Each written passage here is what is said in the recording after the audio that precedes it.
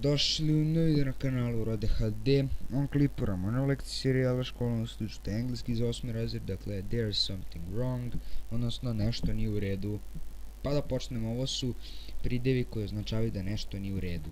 It's bent, it's the wrong size, it isn't switched on, it's scratched, it's torn, it's jammed, stuck, it's broken, it's burnt, the battery is dead, it's missing, it's cracked, it's making a funny noise, it's damaged.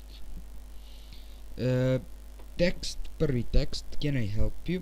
Yes, I bought these slippers yesterday. They're a present for my dad, but they're the wrong size. Would you like to exchange them or have a refund? I'd like to exchange them, please. Okay, what size do you want? 10, please. Yes, here you are, size 10. Thank you very much. That's okay, I hope your father likes them. Thanks, bye. Goodbye. Mogu li ti pomoći? Da, kupila sam ove papuče juče. One su poklon za mog oca, ali su pogrešne veličine.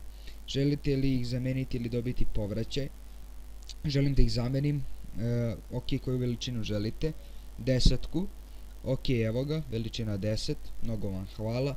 U redu je, nadam se da će se sviđati tvom ocu. Hvala, zdravo, s Bogom. Can I help you? Yes, I bought this DVD player on Saturday, but there's something wrong with it. I'm sorry about that. What's the problem? It's making a funny noise.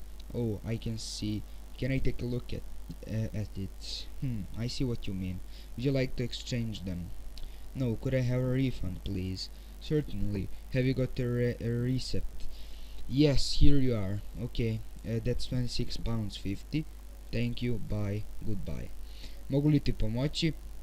Da, kupio sam ovaj DVD player u subotu, ali sa njim nešto nije u redu. Žao mi je zbog toga, u čemu je problem? Pravi smiješan zvuk. Sad vidim. Mogu li da pogledam to? Vidim na šta misliš. Želite li ga zameniti?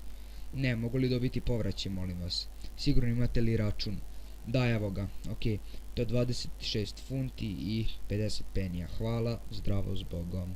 Eto, to je bilo to što se tiče ovog klipa. Nadam se da sam pomogao da ste uživali i ćao.